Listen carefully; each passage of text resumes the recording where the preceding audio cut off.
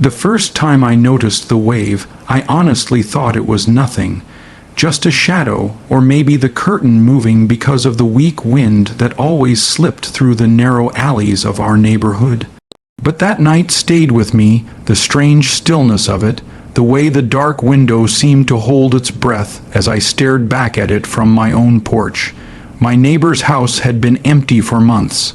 The for sale sign had faded so badly you could barely read the number anymore. The lawn was dying, the lights inside were always off, and the mailbox looked swollen with uncollected letters. Nobody had lived there since the old man passed away, and even then, nobody had ever seen the old man during the day. So I used to think the house was cursed with silence, the kind of silence that felt like it pressed against your ears, like it didn't want to be broken. But that night, when the shape lifted its hand behind the dark window, it shattered everything I believed about what was supposed to be an empty house.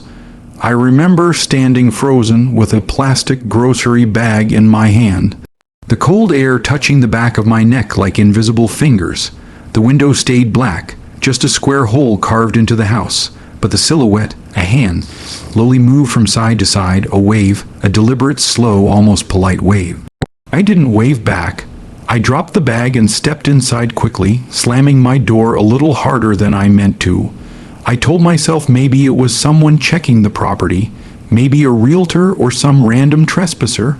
But even then, something in my chest felt tight, wrong, like the moment your body knows you're being watched even if your mind isn't ready to admit it. The next morning, I told myself to forget it. People imagine things at night all the time. Shadows lie. Darkness makes its own monsters, but then, the next night, around the same time 11:47 p.m. I stepped out to take the trash to the curb, and there it was again. A still figure standing behind the second-floor window of my neighbor's house, arm raising slow, fingers stretching, waving with a soft, unnatural rhythm, like they were calling me specifically, like they had been waiting for me. This time, the fear didn't freeze me, it moved me. I stepped closer to the sidewalk and squinted, trying to make out the face, but there wasn't one. The body was just a silhouette of darkness within darkness, outlined only because the street lamp behind me hit the window at the perfect angle. I heard the trash bin clatter from my trembling hands, and the wave stopped. The figure didn't lower its hand. Instead, the arms simply hung there midway, as if the wave had been paused. I couldn't breathe. My throat felt dry as if I had swallowed sand. Then, very slowly, the fingers curled inward, one, then two, then three, like it was beckoning me to come inside. I went inside my house instead and locked every door. That night, I barely slept. I kept thinking about the old man who used to live there. People said he was odd, never came outside, never opened blinds, never answered the door. He had groceries delivered, but nobody saw him receive them. When he died, the paramedics said he was found sitting by that same second-floor window, like he had been staring at something for a long, long time. His face was frozen in an expression none of them could describe. They refused to talk about it afterward. The house was cleaned, emptied, and put for sale, but nobody bought it. Maybe they knew something I didn't. Maybe they had seen something. 2 days passed. I avoided looking at the house at night. I didn't want to see that wave again, but on the third day, curiosity won over fear. Humans are stupid like that. We move toward the things that scare us the most. So at 11:47 p.m., I stood near my living room window and looked across the street. My hands were shaking so violently I had to hold onto the windowsill. The neighbor's house was pitch black, no movement, no figure, just the dead house, and I felt relieved, until the streetlight outside my window flickered twice. The exact same way it did the night I first saw the wave. Something cold slid down my spine. I turned my head slowly, very slowly, toward the neighbor's window, and there it was again, the figure, the silhouette. But this time it wasn't waving, it was pressed against the glass face first, hands splayed against the window like it was trying to push itself through. The shape had grown darker, more defined, as if it was becoming more real every night. And I swear, I heard something, a faint tapping, like fingertips against glass carried across the quiet street. I turned away from the window so fast that I stumbled into my couch. I didn't look back. Not even once. I kept telling myself the same lie I'd been clinging to for days. Shadows lie. Darkness makes its own monsters, but the monster didn't disappear. On the fourth night, I came home late from work. The street was empty, quiet except for the rumble of distant traffic. As soon as I stepped out of my car, the lights of the neighbor's house flickered on for the first time in months. I froze beside my car door. The house glowed with a dim, sickly yellow light. Every room, every window, like the entire place had woken up. My heart dropped when I saw movement at the upstairs window again. The silhouette stepped back from the glass. Not waving, not pressing against it, just standing still like it was waiting for something or someone. I looked away quickly and hurried inside. The moment I locked the door, I heard it. A soft, slow, rhythmic tapping from my own window. Tap, tap, tap. My heart hammered inside my chest as I walked toward the sound. The blinds were drawn, but the tapping grew slightly faster, like whatever was behind the glass knew I was approaching. I lifted the blinds just an inch, and my throat closed. The silhouette was no longer in the neighbor's house. It was standing on my lawn, directly in front of my window, and it was waving. I stumbled backward, slamming the blinds shut so fast they rattled. My breathing turned loud, almost painful. I turned off all the lights in my house. I crouched down on the floor and waited for it to disappear. Minutes passed. Then an hour. The tapping stopped. The street went silent. I thought it was gone, but I was wrong. The next morning, when I went out for work, I saw footprints in my grass, long, deep, like someone had been standing there for hours. The prints led back toward the neighbor's house, but they didn't lead to the front door. They led to the side of the house, straight to the basement window. That night, the wave returned, except the silhouette wasn't in the upstairs window anymore. It was in the basement, and something was glowing behind it. A faint red light, pulsing like a heartbeat. I stood at my window, unable to look away. My chest felt tight, my breathing shallow, and then the silhouette leaned forward, closer to the glass, until it filled the entire frame. And this time it waved faster, not slow, not polite, more like excited, like it knew something I didn't, like it knew what was coming next. And that's when I heard it for the first time, my phone buzzing on the table. I didn't want to answer it, but something told me I had to. When I picked it up, there was no caller ID, just silence at first, then breathing, slow, heavy, too close to the receiver. I whispered, "Hello," and the voice that answered was my own. "Why don't you wave back?" My body went numb. I dropped the phone. My ears rang. I looked back at the basement window of my neighbor's house. The silhouette was gone, but the red glow remained. That night I didn't sleep. Every creak of my house sounded like footsteps. Every shadow felt too thick, too heavy, like it was waiting for something. The next day, I tried telling my friend Mark what had been happening. He laughed at first, thinking I was joking. But when he saw how pale I looked, how my hands shook when I tried to drink my coffee, he agreed to come over and check the neighbor's house with me. We stood at the edge of the driveway, staring at the basement window. The red glow was gone. Everything looked normal, abandoned, dead. Mark sighed and said, "Dude, nothing's there." But when he turned to look at me, his expression changed. His face went pale. "What?" I asked. He pointed to the basement window. "Bro, it's waving at you." My heart dropped into a black, bottomless pit. When I turned, the silhouette was back. Only this time it wasn't a shadow. I could see the outline clearly. Shoulders ahead, arms, and it waved faster and faster until the motion became unnatural, jerky, frantic, like it was losing control, like it was excited. Mark grabbed my arm and whispered, "Dude, that thing is not human." Before I could respond, the silhouette stopped waving. It lifted its hand and pointed directly at me. A jolt of icy terror shot through me. I stepped back. Mark pulled me away from the window so fast I nearly fell. We ran to my house, slammed the door shut, and locked every lock. We sat in silence for hours. That night, at exactly 11:47 p.m., the streetlight flickered again, twice. I forced myself to look outside, and that was the last moment before everything changed. The silhouette wasn't in the neighbor's house anymore. It was standing on my porch, pressed against my door, and it didn't wave, it scratched, slow, deep, repetitive, like it was trying to carve its way inside. I covered my ears and backed into the hallway, my heart pounding so loud I could barely hear anything else.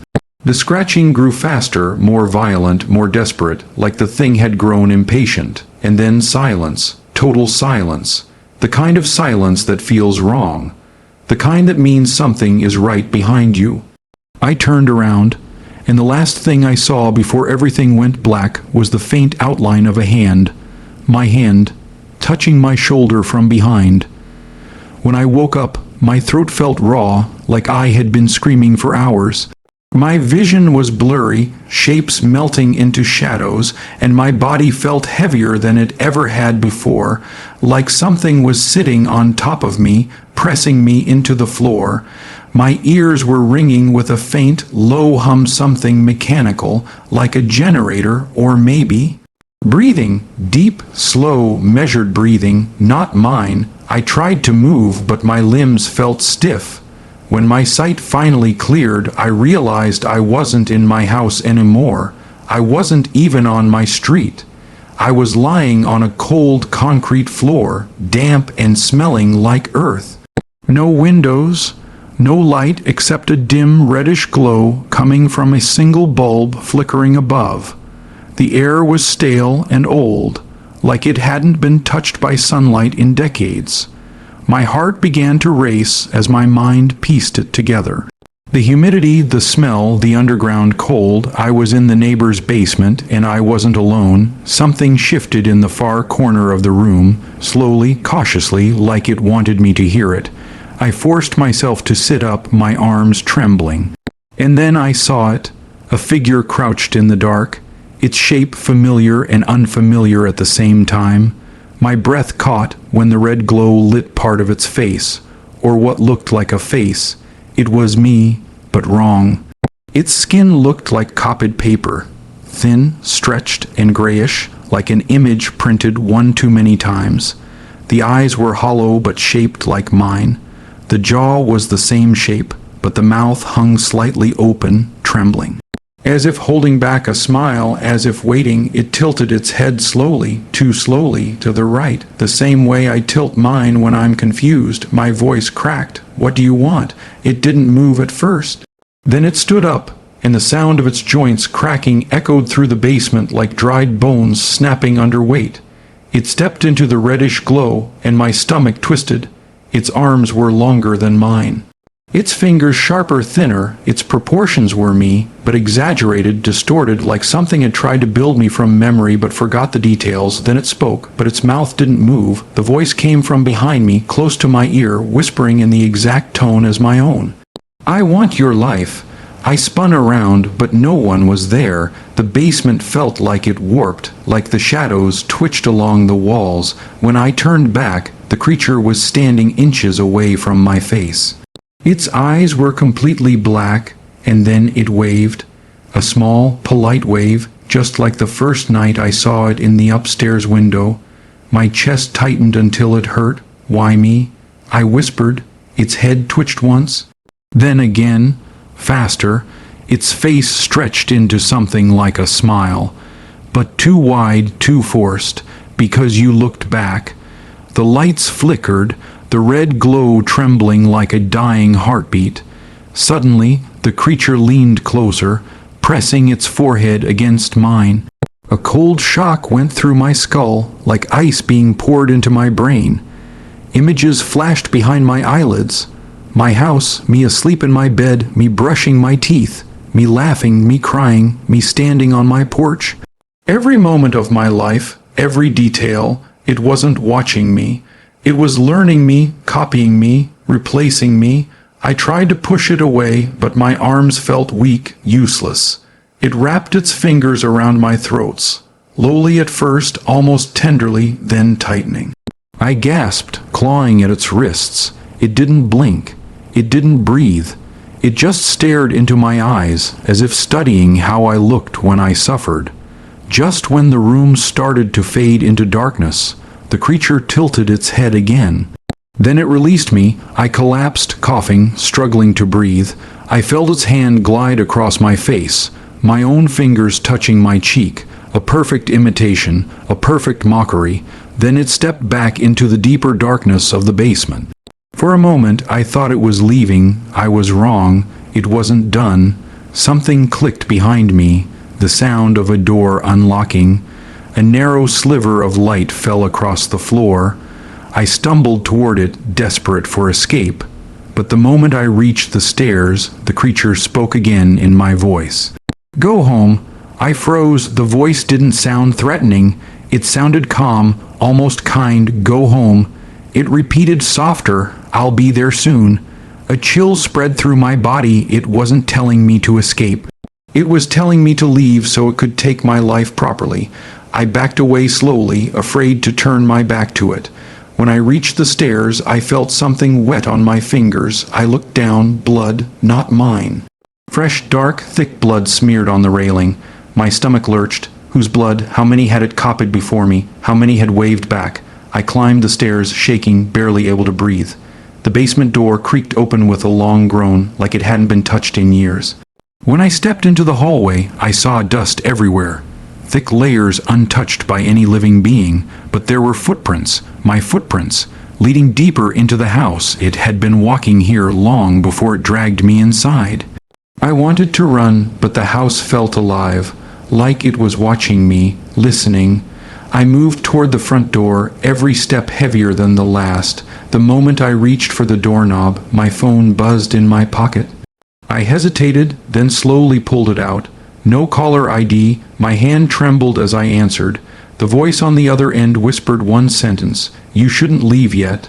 I dropped the phone. I looked back toward the basement door.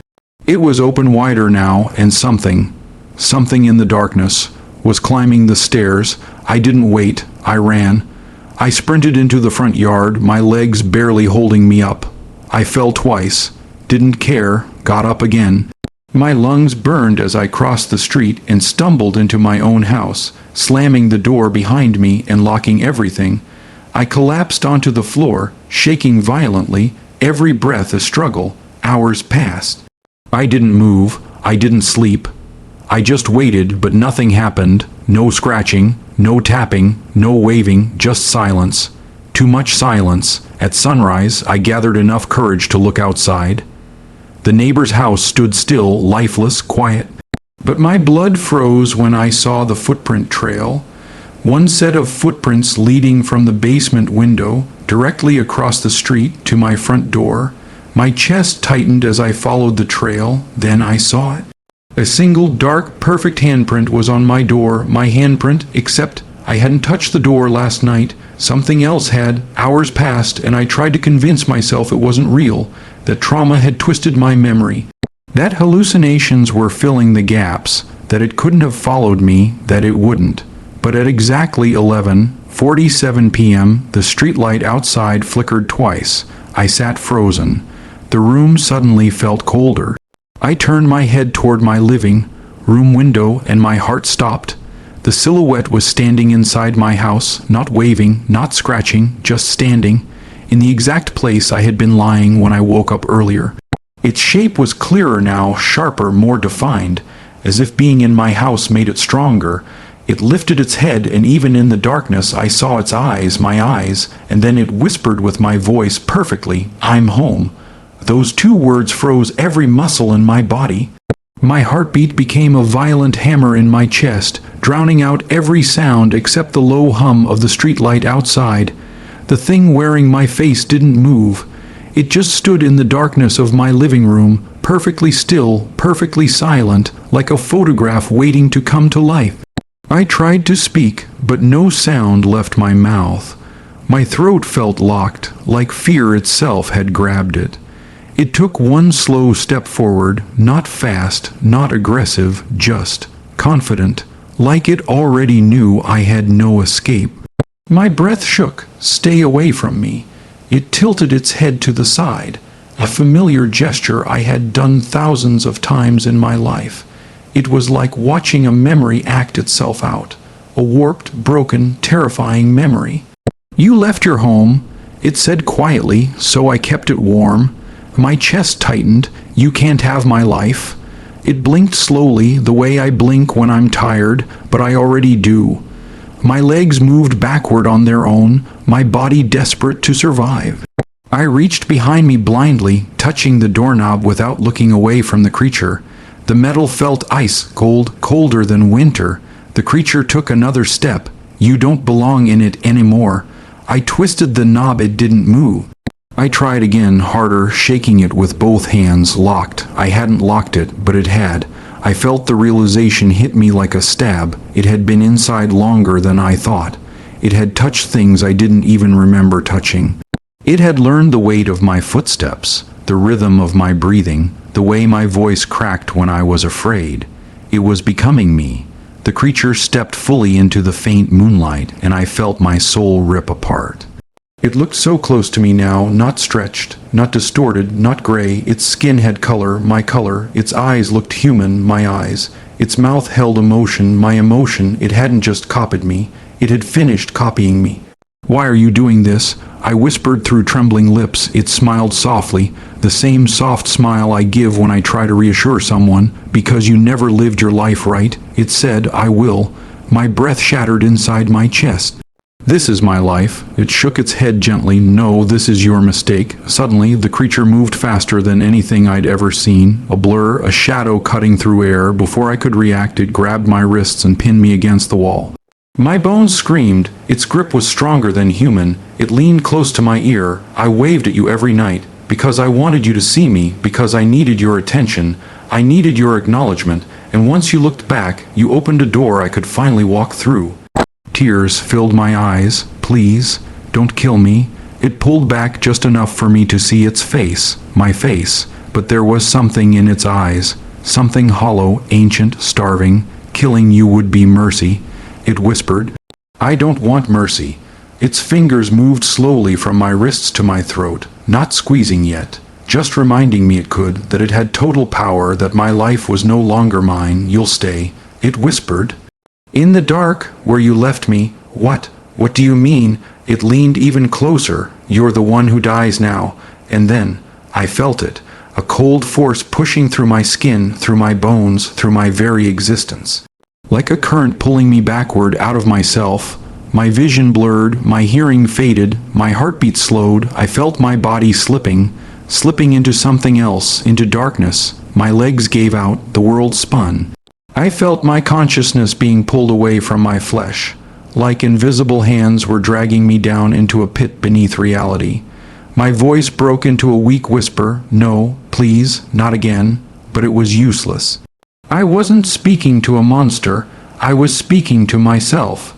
The creature placed its hand on my chest and pushed gently, but the push didn't move my body. It pushed me out of my body, my soul, my awareness.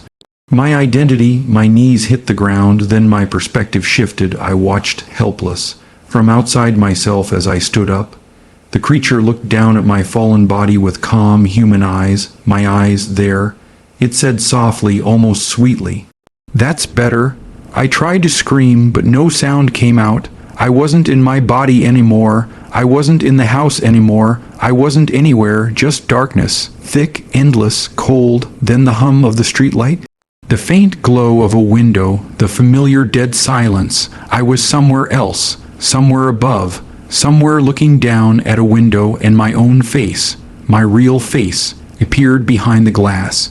The creature wearing my life walked around my home confidently, closing lights, straightening frames, breathing like it had always belonged there.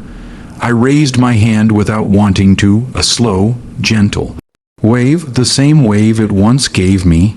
Inside the house, the creature paused, turned, and smiled back at me through my old reflection. "You'll get used to watching," it whispered. I tried to step back, but I couldn't.